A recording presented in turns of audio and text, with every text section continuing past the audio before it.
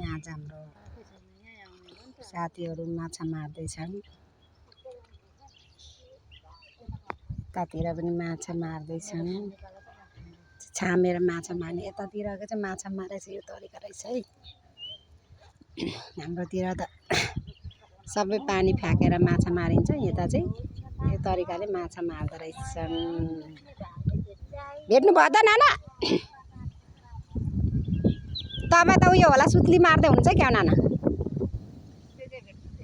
यतातिरको चाहिँ उदयपुरतिरको चाहिँ यो तरिकाले मार्दो रहेछन् माछा। ए हामी चाहिँ फतेहपुर गएर आएको।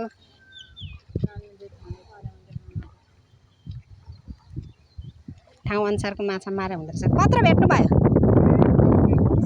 सुत्ली ओ परकोहरूले चाहिँ कति मार्यो हौ? हेर्न आम्मा, हेर्न आम।